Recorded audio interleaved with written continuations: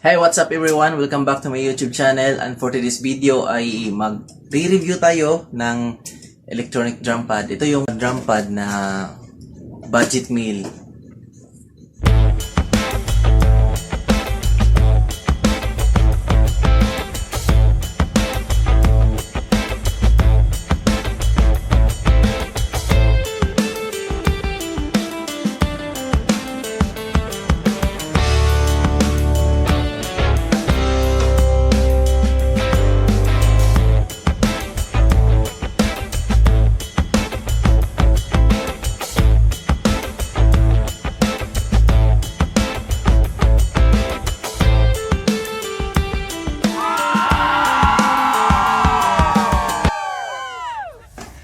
Ayan, ito nakikita nyo.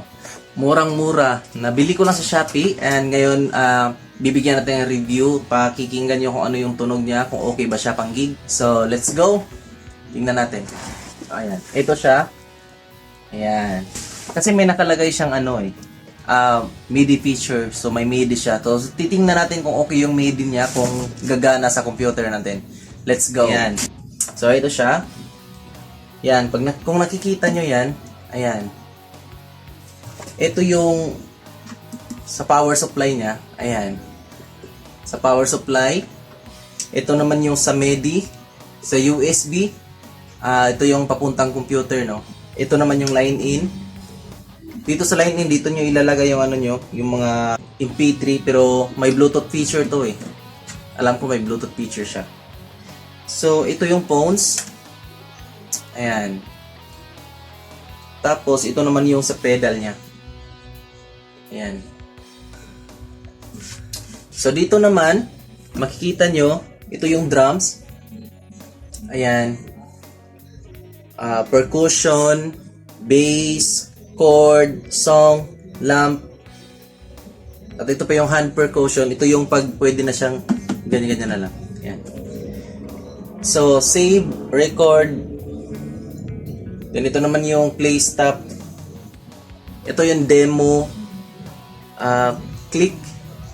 Then reverb, volume, voice, kit, tempo. Ayan, ito na siya dito lahat. So ayan. Tapos ito yung mga freebies niya. Meron siyang stick. Ito yung power supply. Tapos ito yung pedal niya. Ito yun. Ayan. So let's go. Ayan, kung nakikita nyo to, ito yung gamit kong, lalagyan niya. Snare stand. Ayan. Dito ko siya ilalagay.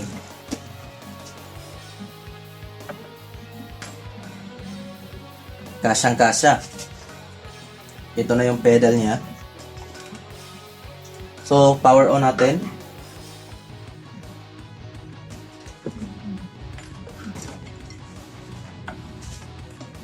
So, ito yung adjustment ng volume niya. Ayan, lagay natin sa 7.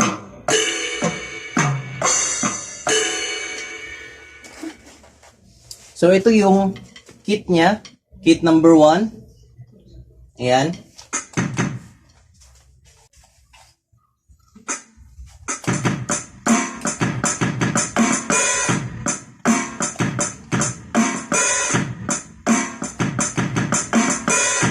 So, ayan yung kit number 1. Ito naman yung kit number 2.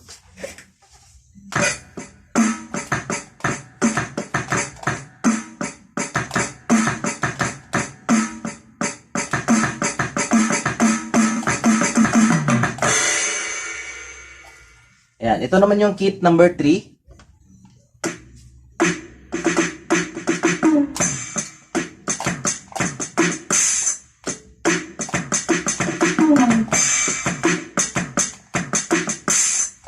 Ayan.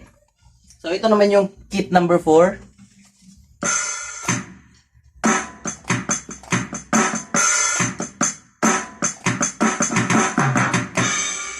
Ayan. Ito naman yung 5.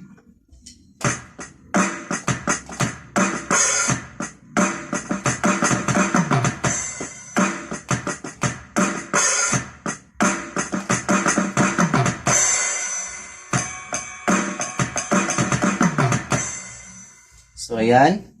Ito naman yung 6.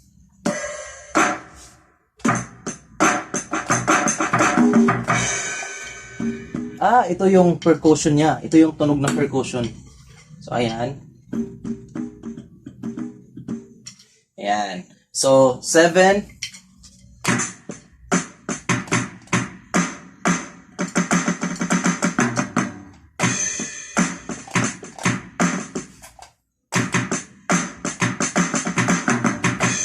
So, ito yung 8.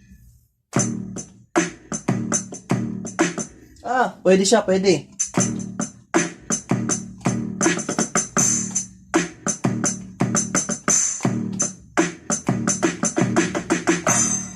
Itong 9.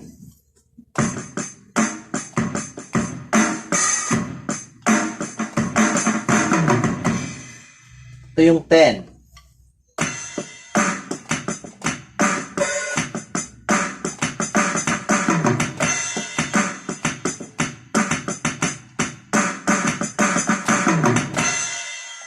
Yan. Ito naman yung 11.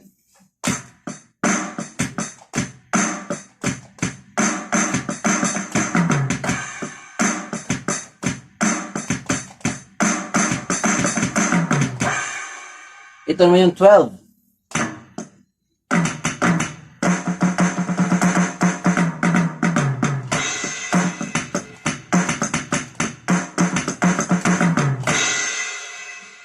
Ito naman yung 13.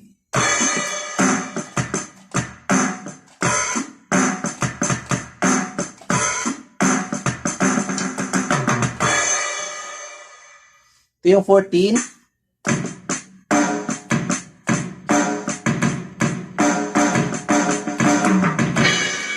Yan. Ito naman yung 15. I guess ito yung last. Titingnan natin. Ito pala yung conga.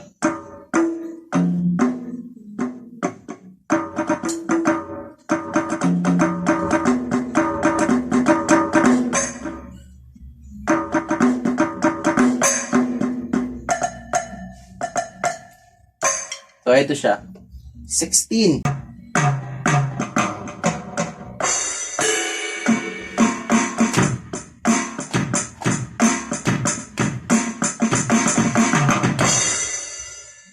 So, ayun. Meron siyang 16 kits.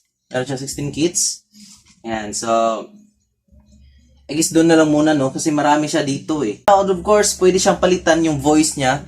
For example, gusto nyong... Ako kasi ito yung gusto kong timpla, eh. Gusto ko palitan. Kung papalitan nyo, i-kick nyo lang. Lalabas dito 1. Tapos, pili kayo ng anong tunog. Ayan, kung gusto nyo yan. Ito yung gusto ko, yung number 5. Tsaka sa snare naman, okay na ako sa 1. Then, sa cymbals naman, ito yung gusto ko, number 5.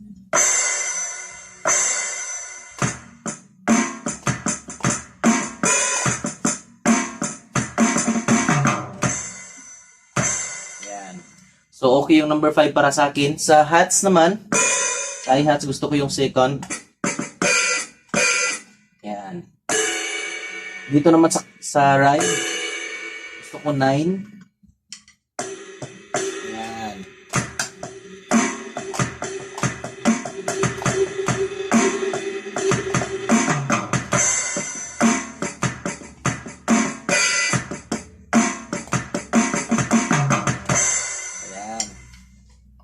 At ang maganda pa dito ay meron siyang battery. Hindi ko na ginamit yung sa power supply niya. Ayan. Ayan. May battery siya eh.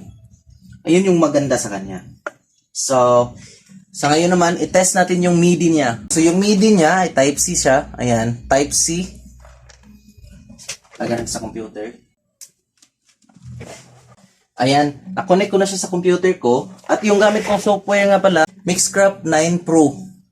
So, kung gusto nyo gamitin yung MIDI niya, feature niya, so ang gagamitin natin dito, palitan natin ng tunog.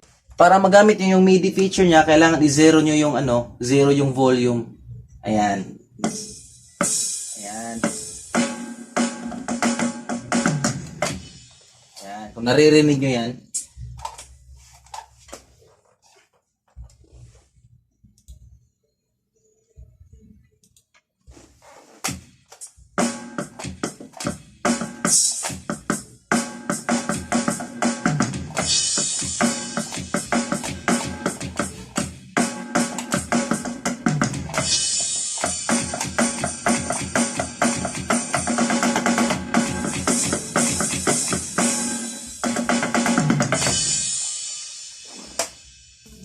ito yung tunog niya pag connected na siya sa computer. Yung gamit software ay Mixcraft 9 Pro. So ito na yung tunog niya.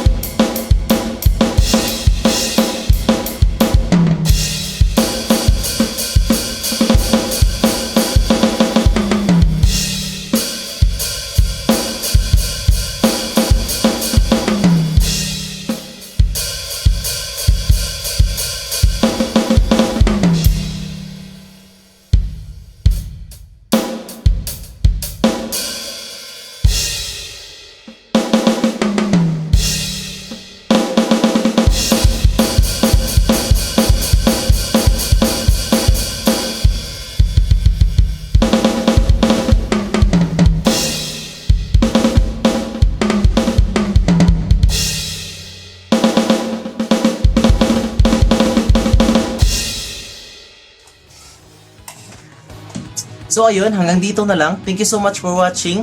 At kung nagustuhan nyo yung video at nakatulong sa inyo, please hit the like and subscribe button. And ring the bell for more updates. Thank you so much for watching. Thank you. God bless everyone. Keep safe.